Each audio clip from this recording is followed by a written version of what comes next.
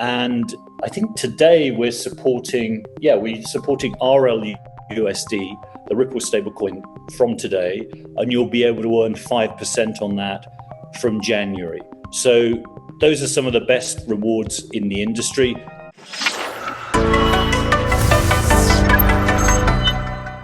Hey everybody, welcome into the Thinking Crypto podcast. I'm your host, Tony Edward, and my guest today is Simon Mcloughlin, who's the CEO of Uphold. Simon, great to have you back on. Tony, thanks for having me back on. Look forward to chatting. Absolutely. Simon, we spoke, I would say maybe 4 months ago. We were talking a bit about what Bitcoin may look like towards the end of the year. And, you know, some of the things that you mentioned came to fruition. And Uphold, of course, has some big announcements around the new rewards program. So how about we kick it off with the rewards program? Tell us a bit about that. Sure. So we've introduced a rewards program. Very easy, offers some of the best rewards in the industry. The highlights are you can earn up to 5.25% on stablecoins, 5.25% on a stablecoin called USBC, 5% on PYUSD, 5% on USDC. And I think today we're supporting RLUSD, the Ripple stablecoin from today, and you'll be able to earn 5% on that from January. So those are some of the best rewards in the industry. You can access those rewards on stablecoins by doing really easy everyday stuff. You simply need to log into the app once a month. And if you hold any of those stablecoins, you'll be earning that level of rewards. In addition, if you go to level 2, we'll give you access to new tokens. So anything new that we support for the first time, and as you know, Tony, we've had a very ambitious listing program this year. You will get access 24 hours before anybody else. And that's a really significant advantage, because one of the key differentiators for Uphold is that we not only source liquidity from centralized venues, we source it from DeFi. A lot of important new tokens appear first in DeFi, so we support tokens before other centralized platforms. So being able to get in 24 hours before anybody else on Uphold, because you're level 2 in our rewards program, is a really big deal. I'll give you an example. We were first to support Turbo a little while ago. We supported it 8 months before Coinbase, and by the time it listed on Coinbase, Turbo had gone up by 1,800%. Another more recent example is Virtuals, which is a very interesting project. We launched that. We're still the only place in the US among the major CeFi platforms that support it. It's been on our platform for 7 days. It's gone up by 65%. So the point is, being able to trade these new tokens that we support before anybody else gives you a sort of major trading superpower. We think that's going to be a big deal for people. But the third level of the rewards program is about education. You open the Uphold app today, there are like 300 tokens. It's a bewildering offering for anyone who's new. And as you probably know, we operate a research department where we spend a huge amount of time trying to identify tokens with at least the potential to create fundamental value, typically because they're solving a problem in the traditional world of finance. They've got a very precisely defined problem, good team. Third level of rewards gives you access to their research papers, which helps you to identify important new tokens that you should at least do further research on yourself, because our research team see them as particularly promising. We're not doing due diligence, we're not recommending them, but we're giving you a place to start, a place to navigate from. So the rewards program is basically up to 5.25% on stablecoins, 24-hour early access to new tokens, and access to our research report library. And unlike on a lot of other platforms, we've kept it really, really simple. We pay out the rewards in US dollar stablecoins. We're not paying you out in platform tokens that you then have to trade, and they charge a big fee on the trade. So the payout is in stablecoins. There are no complex tiers, and you get to access these rewards by doing really simple stuff. You just have to log on, level 1. You just have to deposit $50, level 2. You have to trade $50, level 3. And we've had it open now for 24 hours, and I looked at the stats this morning, 476,000 people have participated. Wow. So really, really easy and simple to use. I love it. And I love, as a user myself, I love the incentives and the education part and the early access to different tokens. I think that's definitely a major win. So, with regards to the different stable coins, you mentioned RLUSD, which was announced, I think, yesterday that Uphold will be supporting, and so on and so forth. You mentioned that is 5%, and that is starting in January, to confirm? Starts from January. RLUSD, you'll be able to earn rewards from January the 1st. Now, with regards to the yield that is earned, how is that generated? Because I'm sure folks are going to want to know, where's the yield coming from? It's a great question. So it's coming from our balance sheet. We're funding this ourselves. So, there's no funky things going on with assets behind the scenes. We're simply saying this is a great way to spend our marketing money and allowing people to earn rewards on stablecoins. People put their profits into stablecoins. They use it on DeFi. So we're using this as a big acquisition opportunity for Uphold. You can earn on USDC, for example, we're paying 5%. Coinbase, I think, are paying 4.35% when I last looked.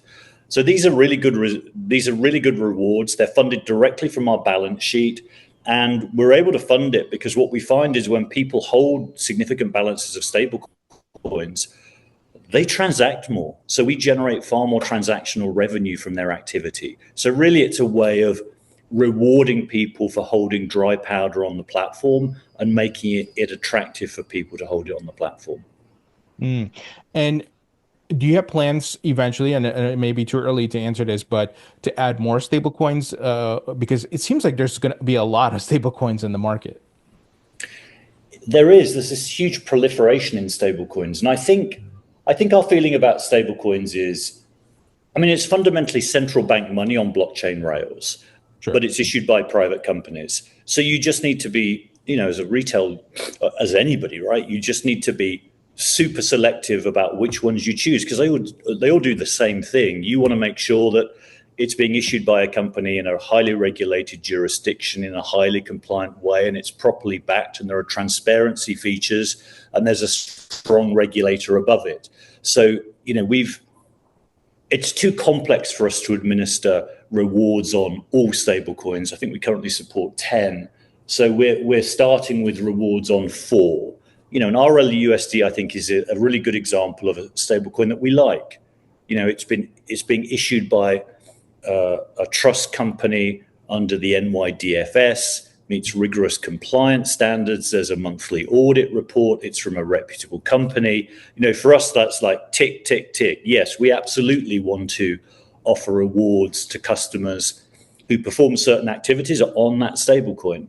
And then with stablecoin legislation possibly around the corner here in the United States, and we know it has already been passed in the EU, how's Uphold prepared to navigate those waters, if there are significant changes to how stablecoin operators or issuers can operate? Well, it's a great question. So,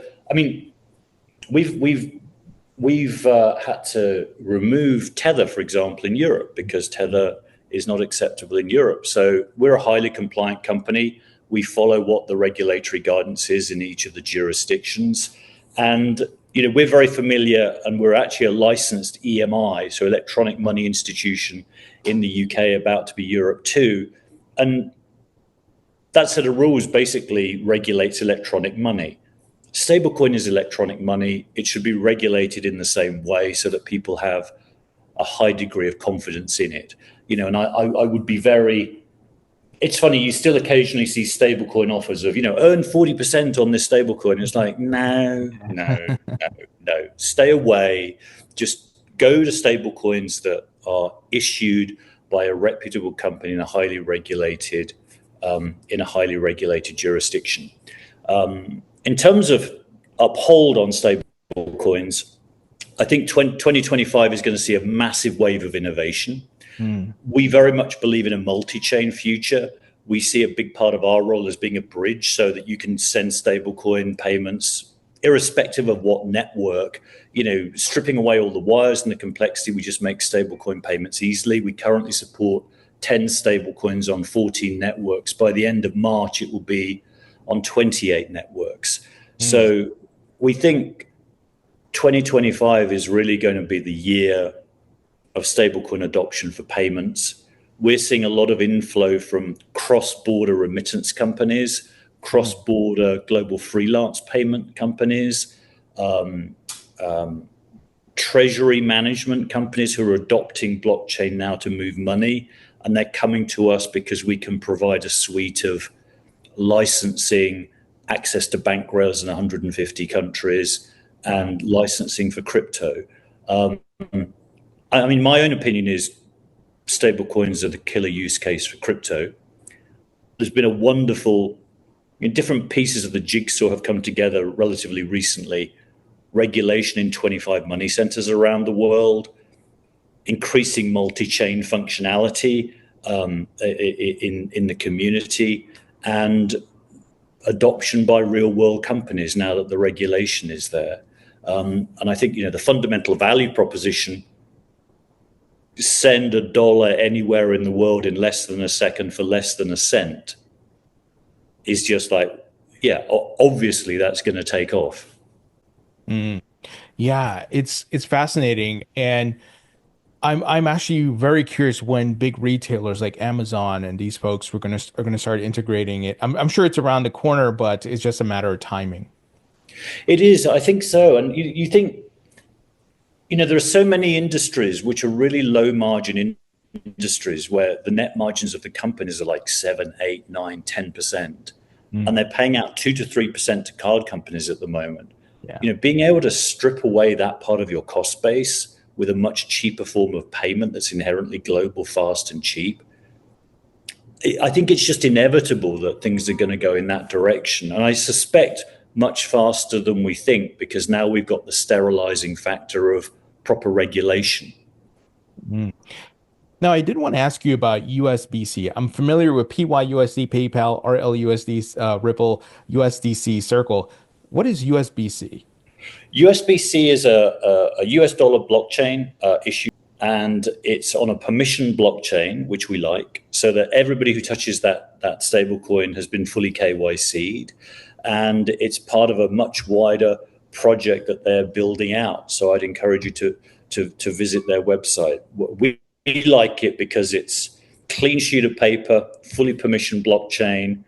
Every single person has been through a KYC process, so it's incredibly rigorous and sort of clean sheet of paper. And we're offering 5.25% on USBC. That's pretty high. Yeah. I saw that. So I was like, wait a minute, I haven't heard about this stablecoin. So I definitely have to ask you about it. So that's awesome. I'll link to that in the description so folks can go read up and learn about it. Now, with regards to availability in different markets, which markets is this rewards program available in? The rewards program is available globally. So in all of the markets we operate in, we support different assets in different territories. So not all of the stable coins will be available in all of the same regions, but the rewards program is inherently global. And I mean, one of the things we're very excited about is we've got a big following in Latin America. So for users in a lot of Latin American countries, they'll be able to access the US dollar. They'll be able to preserve purchasing power in the face of, in some of those territories, you've got very high inflation, and you'll be able to earn interest on this US dollar stablecoin. So very, very appealing to people in high inflation countries. And we're already seeing that kind of take off for us. And it's a core part of our philosophy that we want to offer borderless finance, give people access to services around the world that they can't easily get from traditional finance in their region. So being able to access the dollar on blockchain rails and earn up to 5.25% interest for people in a lot of countries, that's massively attractive. Absolutely. And in addition to being able to earn the rewards, they can easily move money cross-border if needed, faster, cheaper, instant settlement. So you get all these great benefits. And bypass maybe the legacy banking system, which has been slow. You mentioned hyperinflation and all these things, so it's a win-win. It is. It is. It's an offer that we've wanted to make for a long time. We wanted to have a rewards program to reward our loyal customers, but being able to offer rewards on stablecoins as part of that program, and in return for doing such very simple things as logging onto the app, depositing $50, trading $50, it's a very easy to access and universal program. Mm. Now, with regards to the process of logging on and trading, is there like a cutoff date throughout the month? Like, how do you guys track that? So let's say I decide to log in December 30th, right?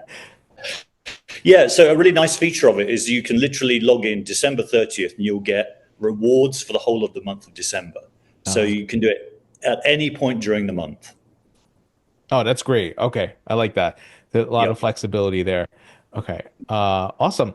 I know you guys did a lot this year in 2024 with the USD interest accounts, obviously launching the rewards program. Anything you want to highlight that's on your roadmap for 2025? Well, just looking at some of the stuff we did this year to start with, I mean, we had a phenomenally strong year. I mean, our business has more than doubled in size. And one of the core benefits of Uphold is we bring you important new tokens before anybody else. So we had a whole slew of important tokens this year. The launch of the USD interest account allows people to hold US dollars in the Uphold app. The funds are actually held by a US broker dealer, part of a cash sweep program. You can earn 4.6% on those dollars, and you can trade them direct into Bitcoin. Completely seamless access, and it's a FDIC insured account, and it's insured up to 2.5 million FDIC insurance. That has taken off spectacularly for us because, particularly if you're a wealthier client, what an incredibly convenient and safe way to hold dollars that are immediately adjacent to the trading venue. In terms of what's coming up next year, there's a whole bunch of stuff. It's going to be a very, very busy year for us. So we're going to be very focused on payments. So beginning of the year, US customers will get bank account credentials. You'll be able to make payments to people cross-border using a really interesting combination of stablecoins, multiple blockchain rails, and programmatically created unhosted wallets. That's a huge program. We're going to allow people to deposit their salary into Uphold in any combination of digital assets or fiat that they wish. And that can be done on a dollar cost average basis. You'll be able to get paid your paycheck a day early. So there's a whole range of neo-banking features coming that help crystallize this vision we have of our consumer wallet is a crypto-enabled neobank. And the payments side of it is extraordinarily important. Also, we're going to make setting up an Uphold account radically simpler. We're going to allow people to basically set up in the US by giving their phone number, and then within 4 steps you can have an account. That comes in January. So much value derives from convenience and ease of use. And there's a lot more to come next year. That's exciting. And Simon, I'm a user of the platform, and I really appreciate all the forward-thinking initiatives that you guys have been putting together, thinking about your customers. It's really, really amazing. And I'm a beneficiary of that as a user, as mentioned. So really great You're an stuff. Uphold user, right, Tony? Yes. Yeah. I've been for a very long time. I remember the first time I came across Uphold because I wanted to buy XRP, and I remember Greg Kidd, I think he was talking about it. This was back in like 2018 or something like that. And I signed up for Uphold. So I've been using you guys for years. Oh, fantastic. Well, USBC comes from Greg Kidd's group of companies, so you know. Oh, So, yes. Yep. yeah, Oh, so right. Hard USBC is issued by Hard Yakka. So it's it comes from a really well-regarded company. Oh yeah, for sure. Yeah, I love that on Uphold you can swap between different assets. It's like you can go between gold and crypto and fiat and all that. It's so easy. So yeah, people forget, we don't have the concept of trading pairs. You can trade in one hop between any digital asset or any physical asset. The other thing I want to flag is from Q2, we have US equities in the Uphold app in the United States, which will be the first time. So we're offering US equities through our US broker dealer. And we're thrilled. We've been working on that for a few years. Again, the whole concept is money and digital assets, that they're all digital information, whether it's money or asset. They all live on ledgers. Therefore, you should be able to trade between them. The asset should be fungible. It's just digital information that should be sent and transferable as easily as email. That's the vision that we're pursuing.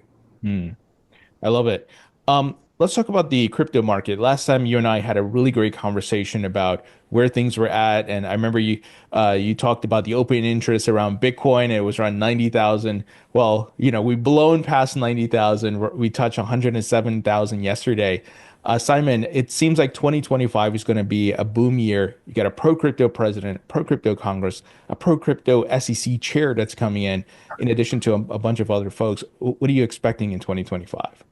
Well, I think I spoke to you just before the interview, right, where I said I'd been speaking to our head of research. He's normally really conservative and usually comes up with lots of caveats about how the market is about to correct. His view, and he does not know the future, so do not take this as investment advice. His view is you've got a perfect combination of different factors. You've got multi-chain technology coming together. You've got clear regulation. You've got corporate adoption. You look at the top 100 banks in the world. We looked at it the other day. 96 of them have blockchain teams. So this technology has now reached a degree of acceptance, and it's sort of reached that tipping point, I think, where people understand that, look, this is a revolution in computer science. It puts an infrastructure layer over the internet, which allows the secure movement of value, which has so many applications in a globalized world. And what's been missing is clear regulation. And now you've got it in the EU, comes in June next year. In the UK, you've got a very pro-crypto government, and the FCA is about to make crypto a directly regulated asset class. Up to now, there's been an AML registration, but they're about to bring it in from January 26th is the last I heard. There's a period of consultation in 25, but clear direct regulation from 26. And now we've got the prospect of a clear regulatory framework in the United States. And what the difference that makes to a business like us is, A, we can plan, but B, we just have inbound inquiries now from corporates, whereas before, you really had to go out and hunt people who were brave enough to, adopt the technology. So it looks pretty promising, and you've got a prospect of a federal Bitcoin fund of $200 million. I mean, who would have thought that 6 months ago? Yeah, it's almost unbelievable. The stars are really aligning here for our industry and asset class. It's amazing. And boy, I'm so fascinated by that Bitcoin reserve, because I know if the United States makes some sort of move, it's going to trigger a FOMO globally, right? All the other central banks and governments are going to want to build their stockpile of Bitcoin as well. I think so. I was talking to a regulator in the Middle East this week, and it was really quite an interesting perspective, which was they've been a beneficiary of the US being uncertain about the digital asset space. Now they see the center of gravity moving away a little bit. I think they're worried about the center of gravity moving away from the Middle East to the US. Now they're going to get their act together. So that was interesting. And there's also talk of setting up central treasury reserves of digital assets in these other jurisdictions, which I think is fascinating. And with the other movement we're seeing with TradFi is tokenization. I mean, you got Franklin Templeton, BlackRock, you name it. They are all tokenizing now, and they're tokenizing on different blockchains. They're putting money market funds. Do you think that trend continues, and we're going to see more adoption around that? I do. I mean, I think that's still at the experimental phase. I think what we're seeing is asset managers and financial institutions experimenting with tokenized projects. They're virtually all on permission blockchains, so it's very limited. It's not true public blockchain tokenization, but it's important steps towards that goal. And again, I think for that part of the industry to go from experimentation to large-scale adoption, you need clear regulation. And in many parts of the world, that doesn't exist yet. And then the other major item people have their eyes on is ETFs. We have the Bitcoin and Ethereum ETFs, but there are certain, for example, features of the Ethereum ETF that are not available, like staking, which I think once that's added, they're gonna be FOMO around ETH because you can get the yield. But then also people are looking for XRP, Solana, HBAR ETFs. Do you think we get additional ETF approvals next year? Yes, in a word. I do think there will be additional approvals. Yeah, I think making these asset classes available through traditional financial instruments is going to be a growing trend. I mean, personally, I often have friends ask me, what should I do? Should I do it through an ETF or should I do it direct? And I say, well, this is a 24-hour super fast moving asset class, and if you want to buy an ETF, if you want to do it 5 days a week, 9 to 5. But it's not the same thing, right? You can't trade it as freely and as quickly as you can if you hold the physical asset. So I think they perform a role, but I obviously I prefer holding it natively because, well, for all the obvious reasons, right? You can move it, trade it, hold it. Nobody can censor it if you hold it in something like Vault, our self-custodial wallet, assisted self-custody wallet. So yeah. Yeah, I'm of the same mindset. If folks are like they're maybe a bit older, like maybe my parents, I'll say, okay, go to ETF route because I know you guys can't handle private keys and all these things, or even using an exchange necessarily. They're more comfortable with going to the bank versus using online banking, things like that. They'll prefer the ETF, but majority of people, I tried to tell them, understand the ethos of crypto and Bitcoin, to be your own bank and to do what you want with it. I try to point them in that direction. But we'll see. Maybe people go to ETF route and they're like, wait a minute, I can't move it. I need to. You know what? I'm going to go buy it directly from Uphold or something like that. Yeah, I just like the whole ethos of crypto, which is you are your own bank, you're self-sovereign. Don't let anybody else censor your assets.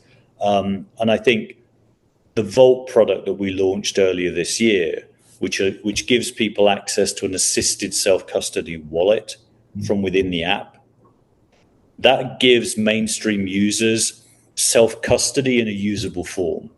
You hold 2 keys, we hold 1 key. We can't move your assets. Only you can move your assets. If you lose one of those keys, you can come to us and we can create a new key by putting our key back together with your key.